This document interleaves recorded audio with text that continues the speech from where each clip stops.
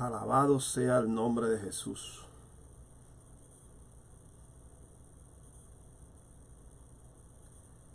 Dios bendiga de una manera especial a las personas que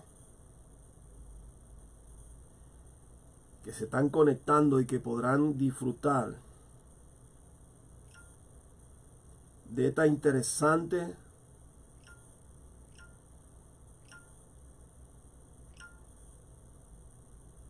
enseñanza que he preparado para esta tarde. Pero muy interesante.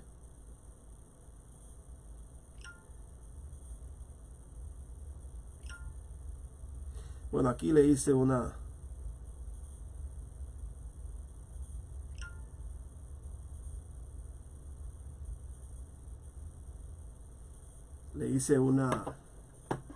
se lo compartí a varios amigos que me piden que le comparta la transmisión. Dios bendiga a las personas que se han conectado. Estoy confiando en Dios que esta transmisión lo va a ayudar a usted. Sí. Estoy confiando en Dios que esto le va a ayudar a usted.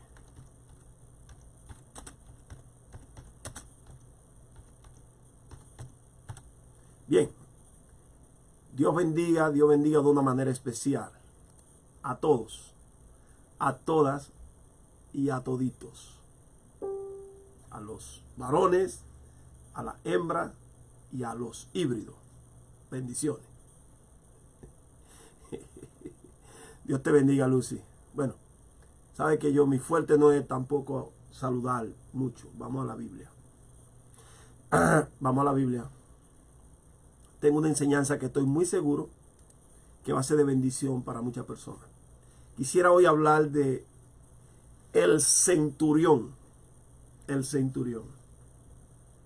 Y antes de entrar en esta enseñanza, quiero manifestarle dónde nace esta enseñanza. Como sabrá, el maestro se nutre de la Biblia, de la historia, y escuchando y mirando a otros ministros, predicadores, también le llega la manera de cómo corregir o cómo arreglar algo que no esté correctamente bien presentado. A principio de esta semana, un joven predicador con un gran arrastre en las redes sociales, ministraba una pieza de enseñanza hablando del centurión y del siervo del centurión. Y él enfáticamente explicaba que esta pandemia en la cual estamos padeciendo la humanidad en su totalidad ha traído como resultado la humillación de los centuriones. Y en esta parte él aplicaba y decía que dentro del ministerio eclesiástico había muchos centuriones que Dios trajo esta pandemia con la intención de humillar a estos grandes y poderosos centuriones.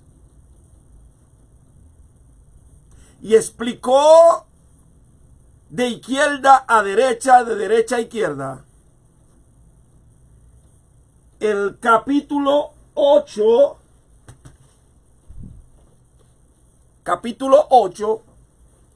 del libro de Mateo, en sus versos 5 al 13, y explicaba el libro según Lucas, capítulo 7, del 1 al 10. Las intenciones me llamó la atención porque eran nobles. Las intenciones me llamó la atención porque eran nobles.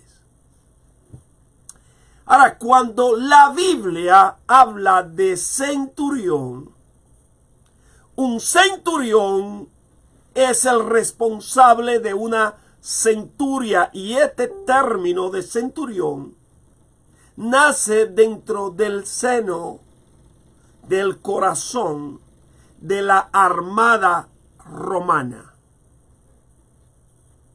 Un centurión, según la definición de la palabra centuria, lo que significa es 100. No necesariamente una centuria contaba con 100 personas. Una centuria tenía entre 30 y 80 elementos y muchas veces llegaba hasta 131 elementos. O sea que no hay un número establecido para determinar cuánto trae una centuria, y no es importante. Ahora, ¿quién era el centurión? La Biblia habla de varios centuriones. La Biblia habla de varios centuriones. Le voy a mencionar 4 centuriones. 4. De hecho, son los 4 que la Biblia menciona. Ahora, yo quiero analizar con usted el carácter de estos 4 centuriones. El primer centurión al cual me quiero referir es al centurión llamado Longino. Al centurión llamado Longino, el cual estaba al pie de la cruz el día de la crucifixión de nuestro Señor y Salvador. La historia de este centurión se encuentra en el libro de Mateo, capítulo 27, en su verso 54. Y también en el libro de Lucas, capítulo 23, verso 47. Ahora, este centurión estaba a la orden del gobernador romano llamado Poncio Pilato.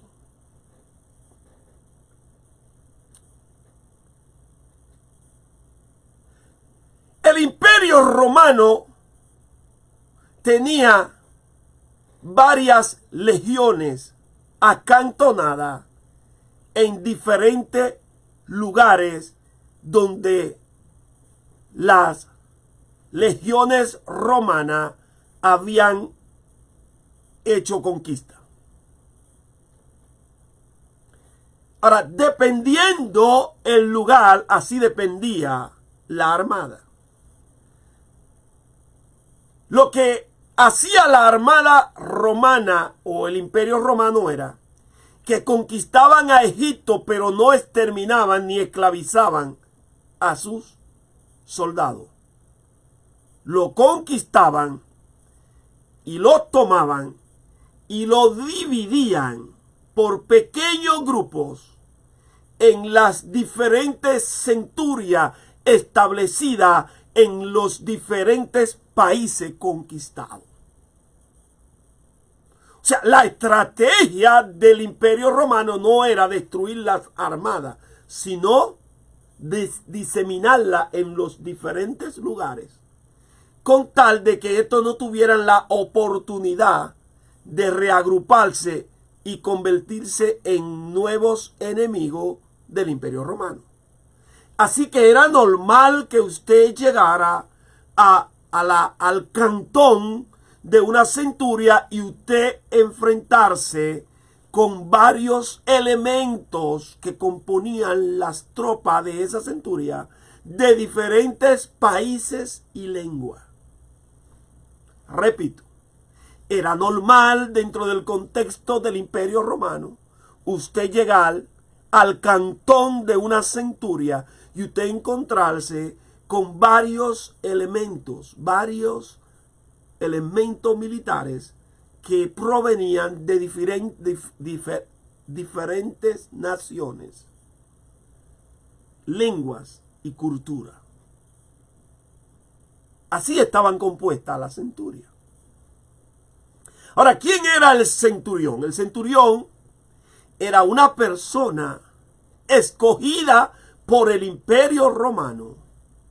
Y esta persona tenía que tener las diferentes cualidades.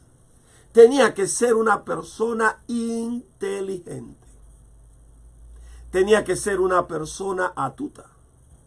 Tenía que ser una persona, oiga esto, no necesariamente el centurión romano era escogido por ser un gran estratega militar. No. Ellos escogían al que más dote de diplomacia tuviera. Así que los centuriones romanos eran expertos en diplomacia. Ahora, ¿cómo medían y cómo los romanos miraban el desenvolvimiento de un centurión?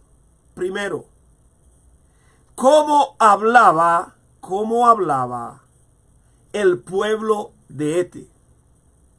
Acuérdense, si usted es centurión y usted es puesto, por ejemplo, en la ciudad de Belén, los romanos esperan que los ciudadanos de Belén hablen bien del centurión. La segunda manera era cómo hablaban las tropas del centurión. Es decir, que el centurión romano primero tenía que tener la ciudad a la cual él estaba puesto sobre ella en paz y en tranquilidad. Y haber que tener una buena comunicación entre el pueblo y la armada romana que él representaba. Lo segundo era que las tropas en sí que él gobernaba lo miraran a él como un gran líder y así hablaran de él. Así que cada centurión se preocupaba ¿de qué? De que el pueblo estuviera en paz, que no hubiera revuelta y que las tropas hablaran bien de él. Lo que me llamó más la atención de la pieza que predicaba el joven era que él hablaba de la maldad de los centuriones y que Jesús tuvo que humillarlo a varios de ellos y que ahora la pandemia está humillando a lo que según él considera que somos centuriones. Alabado sea el nombre de Jesús.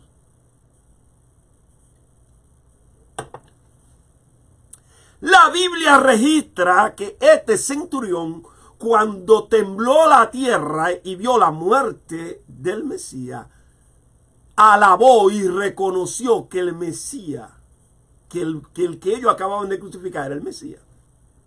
Ahora, este centurión estaba a la orden de Poncio Pilato. Pero para el momento de la historia de la muerte de Jesús, habían dos armadas en lo que era Tierra Santa. Estaba la armada de Poncio Pilato, que tenía sus cuarteles generales a la ribera del mar Mediterráneo, en una importante ciudad llamada Cesarea de Filipo. Perdón, corrijo, Cesarea Marítima. O sea, en Cesarea Marítima estaba la base militar más poderosa que había en toda Tierra Santa. Y esta era dirigida por el poderoso Poncio Pilato. Las tropas que componían la legión que gobernaba Poncio Pilato tenían el mismo contexto de las centurias regulares. Soldados de diferentes naciones, de diferentes países, estaban acantonados y bajo la orden de este gran gobernador. Alabado sea el nombre de Jesús. Ahora bien, del otro lado se encontraba la armada del gran Herodes, para los tiempos de Jesús, Herodes Antipa. Y la armada de Herodes era un poquito diferente. ¿Por qué? Porque la armada de Herodes estaba compuesta máximamente por soldados de origen judío. Eso no quita que hubieran de otras naciones, si lo habían. Pero en la armada de Pilato, todos los centuriones tenían que ser de origen romano. Todo. En la armada de Herodes, usted siendo judío podía llegar a ser un centurión. Lo que tenía que hacer era comprar la ciudadanía romana. Así que las dos armadas tienen el mismo patrón, pero con diferentes formas. El segundo, y quédese ahí porque usted va a aprender algo poderoso hoy. El segundo centurión al cual me quiero referir, después de haberle hablado de Longino, es al centurión llamado Cornelio, que registra la historia en el capítulo 10 del libro de los Hechos, verso del 1 al 10 y verso 42 al 46. La Biblia habla que este era un hombre bueno, que este era un hombre que amaba a Dios y que por este hombre Dios le da una visión al apóstol Pedro. O sea, el primer centurión se convirtió en la cruz. El segundo centurión, la Biblia registra que era un hombre bueno. Oiga bien, un hombre bueno. Y que Dios en su misericordia decidió unirlo al redil, enviándole a Pedro para su conversión.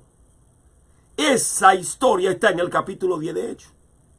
El tercer centurión del cual le quiero hablar es del centurión Julio, el cual registra el libro de los Hechos, capítulo 27 de los Hechos, del 1 al 3 y el verso 43. Julio es el centurión responsable de trasladar desde Jerusalén al apóstol Pablo. Oiga bien, trasladarlo desde Jerusalén al apóstol Pablo a Roma. Se llama Julio. La historia está en Hechos capítulo 27 del 1 al 3 y el verso 43. Ahora bien, ya después de hablarte de estos tres centuriones, que en ningún momento la Biblia habla de la maldad de ellos. El único que está en cuestionamiento es quien Longino, que era el responsable de poner orden en los lugares donde Pilato se movía. Pero después, cuando hablamos de Julio, la Biblia habla que era un hombre temeroso de Dios. Y cuando hablamos de Cornelio, la Biblia habla que es un hombre también temeroso de Dios. Alabado sea el nombre de Jesús.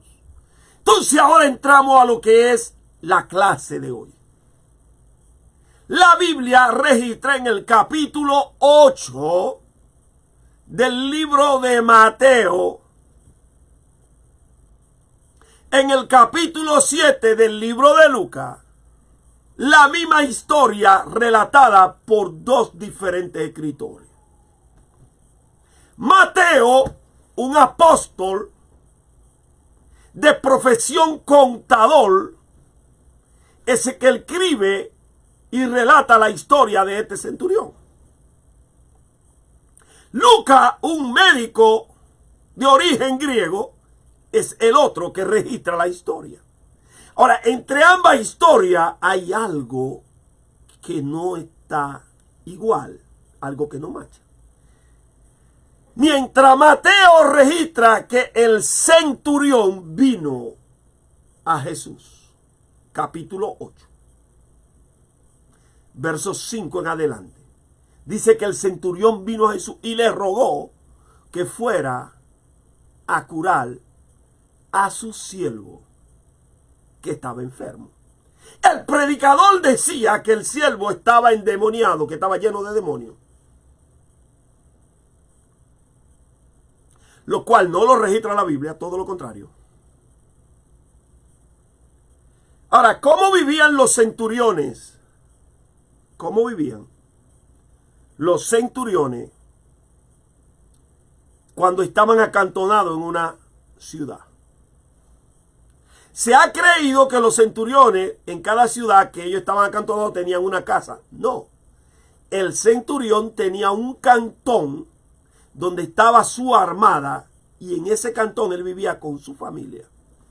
Muchos centuriones que venían de Roma dejaban su familia en Roma y entonces cargaban con esclavos, que era lo que atendían sus necesidades. Se ha creído y se ha enseñado que los centuriones romanos tenían esclavos que eran de usos sexuales.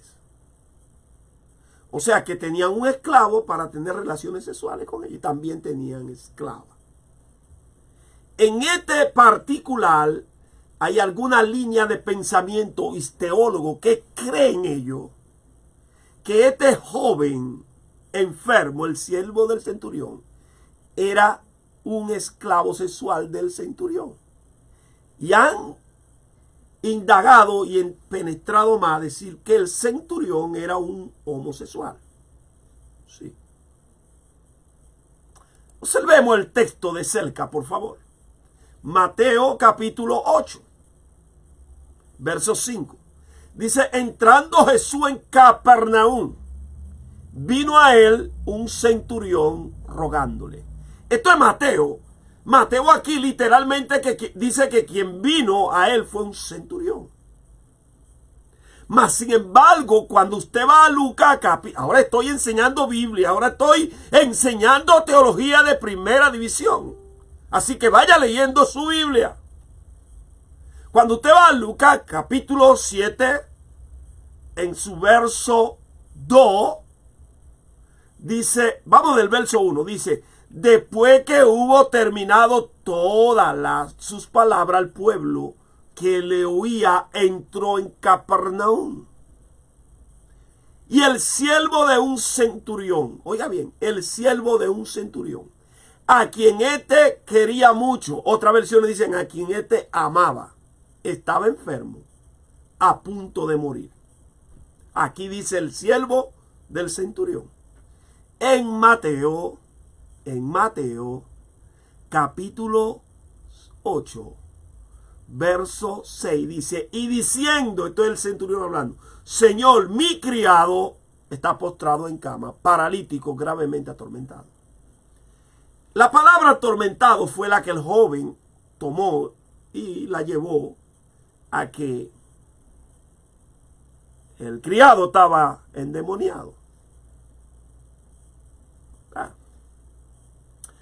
Capernaum era un puerto pesquero a la orilla nordeste del mar de Galilea, lugar donde estaba la casa del apóstol Pedro y de la sinagoga de la cual vamos a hablar ahora.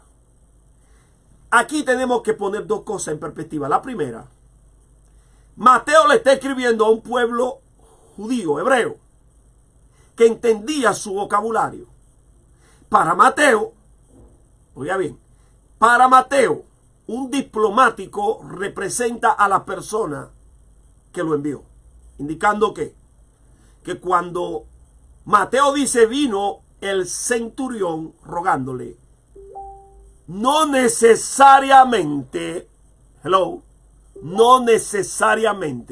tenía que ser el centurión que venía a él, sino la persona comisionada, la cual había sido enviada por el centurión. O sea, dentro del contexto escritural de Mateo, Mateo no se detiene a decir que eran los ancianos que envió el centurión, sino Mateo dice que vino el mismo centurión.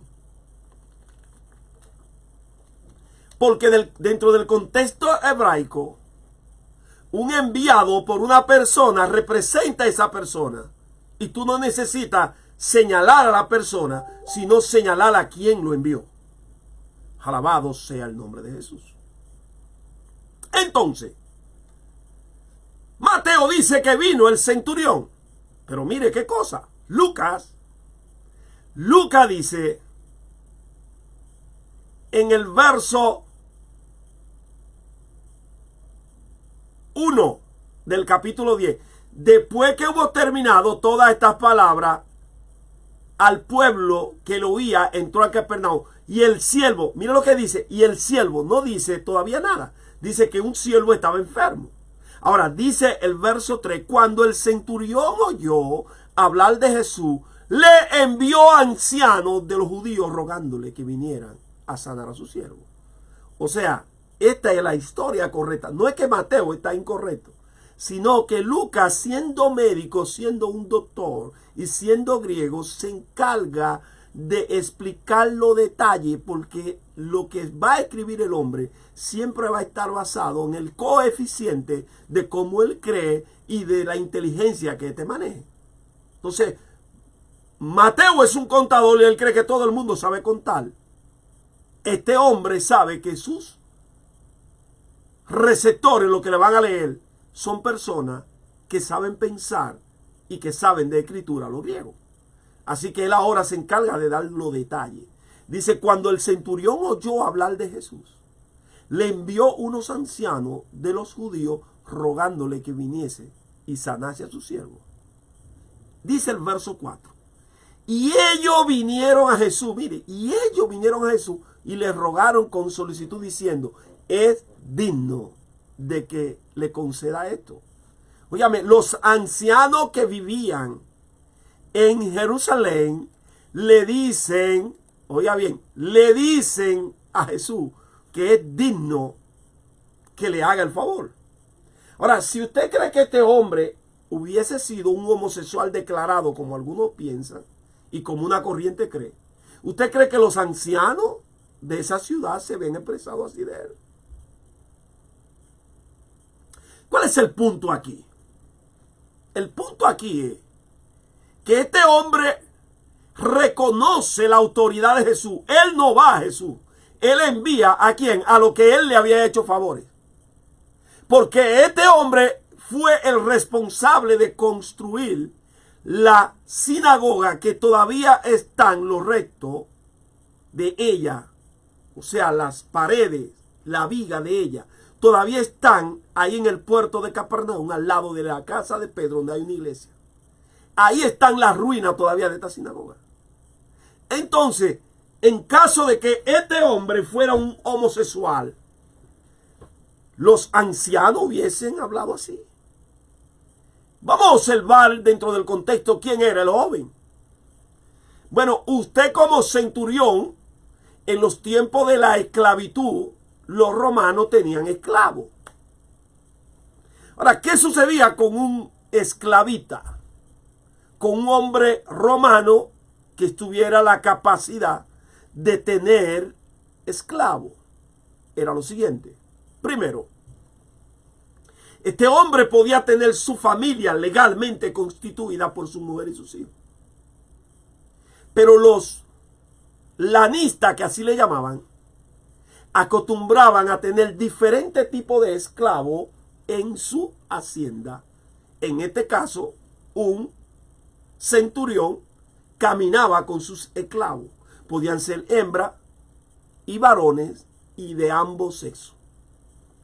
Ahora, este hombre que por lo regular los centuriones llegados de Roma acostumbraban a dejar su familia en Roma y visitarla cada 3 meses según las condiciones, entonces ellos tenían esclava que les sirviera de asuntos sexuales. Igualmente habían hombres romanos que tenían esclavos que lo tenían como esclavos sexuales, tanto varones como hembras. Ahora, ¿qué sucede? Que si usted es romano y usted, siendo usted romano y usted tiene, óigame bien, usted tiene su familia, al usted tener su familia y usted tiene una aventura, usted tiene una esclava para usarla sexualmente y la esclava le sale embarazada, el hijo que nace de esa esclava sigue siendo el hijo de una esclava. Y va a ser tratado como un esclavo, aunque su papá sea el jefe de la hacienda o el dueño. ¿Por qué? Porque él no puede ir, él no puede entrar, él no puede ser considerado como los hijos biológicos normales del matrimonio. Él siempre va a ser un esclavo. ¿Pero qué? Aunque sea un esclavo, eso no dice que el papá no lo va a amar. Lo único que el papá no lo puede ligar con los demás hijos, porque es un hijo bastardo, hijo de una esclava.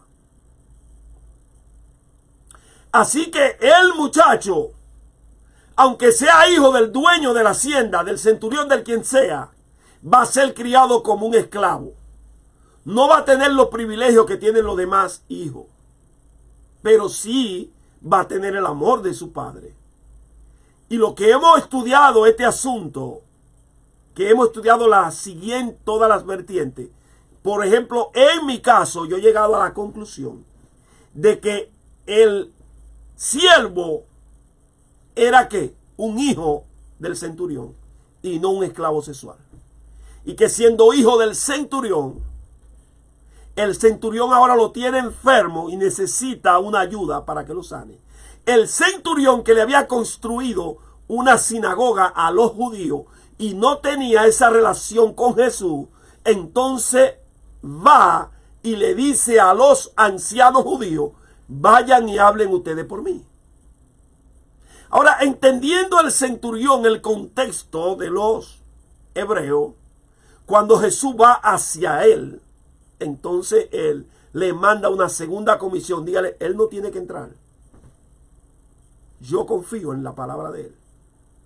Él y yo tenemos un mismo rango de orden que podemos ordenar, pero él no tiene que entrar. Porque este hombre sabía el concepto que tenían los judíos de que alguien entrara a la casa de un gentil. Hello. Entonces él, conociendo eso, porque él era amigo de ¿quién? De los judíos que vivían en Capernaum. Él conocía la costumbre, porque lo primero que hacía un centurión era envolverse en la costumbre del pueblo que a él lo mandaban a gobernar. Entonces él conocía al dedillo la costumbre de los judíos. Por eso él le envía a los ancianos, y cuando los ancianos vienen ya con Jesús, le envía otra comisión y le dice, no tiene que entrar. Yo confío en tu palabra. Di la palabra y mi siervo sanará. ¿Sabe lo importante de todo esto? Es que mientras este joven decía que Jesús había humillado a este centurión y que ahora la pandemia está humillando a los centuriones que se la creen, que son teólogos, que son maestros y que se la saben mucho, es importante la palabra que Jesús dice de este hombre. Ponga atención. Oiga lo que dice Jesús hablando del centurión. En el capítulo 8 de Mateo, en el verso 9, perdón, en el verso 10 dice, al oírlo Jesús se maravilló y dijo a los que le seguían, de cierto os digo que ni aún en Israel he hallado tanta fe. Eso es Jesús hablando del centurión. Pero Lucas todavía me gusta más. Lucas me gusta más. Oiga cómo dice Lucas. En el verso 9 de Lucas 10 dice, al oír esto Jesús se maravilló de él. Oiga, se maravilló de él. Y volviéndose dijo a la gente que le seguía, os digo que ni aún Israel he hallado tanta fe. Y agrega entonces, y al regresar a casa, los que habían sido enviados hallaron sano al siervo que había estado enfermo. Es la importancia que nosotros los maestros estamos insistiendo con los predicadores de conocer el trasfondo histórico y geográfico de donde suceden los eventos. ¿Por qué? Porque cuando usted analiza estos 4 centuriones que habla la Biblia, usted no va a encontrar nada negativo en ninguno de ellos. Nada. Nada. De hecho, la Biblia registra que Cornelio era un hombre anegado a la cosa de Dios y no se había convertido. La Biblia habla de la acción que hizo, oiga bien, que hizo Julio después del desastre de la embarcación rumbo a Roma, en el capítulo 27. Oiga bien, la Biblia habla que Longino, cuando vio lo que sucedió en la cruz, se arrepintió. Alabado sea el nombre de Jesús. Y ahora encontramos la historia de este hombre, que Jesús, hablando de él, dice que no había encontrado tanta fe. O sea, no es verdad que Jesús estaba humillando a estos centuriones. No. Nosotros quisiéramos que todos los evangélicos tuvieran, oiga bien, tuvieran los méritos que tuvieron estos centuriones. Estos centuriones tuvieron mérito de que Jesús los reconoció. Jesús los reconoció. Predicador que me escucha, maestro que me escucha. No es difícil. Conoce la historia. Conoce la historia. Y dale vida a la historia. Y punto. Conócela. Conoce la historia. No tiene que ser no tiene que ser el mejor maestro ni el mejor teólogo. Lo que tiene que conocer la historia y darle vida. Darle vida a la historia. Los centuriones a los cuales se refiere la Biblia no se portaron mal. Y si hay una historia de un centurión que se haya portado mal, que usted lo vio en la película La Pasión de Cristo, era el centurión que respondía a las órdenes de Pilato.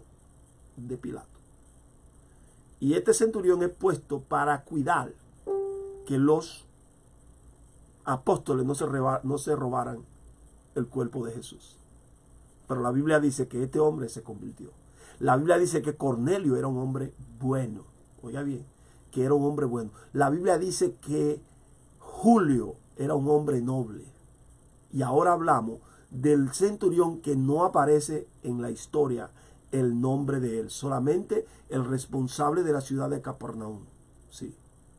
Pero la Biblia habla que Jesús dio fe de la grande fe que tenía este hombre.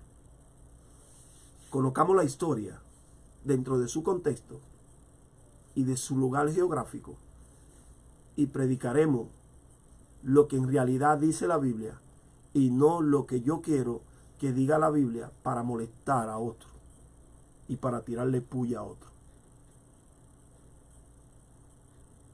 Vamos a predicar lo que dice la Biblia.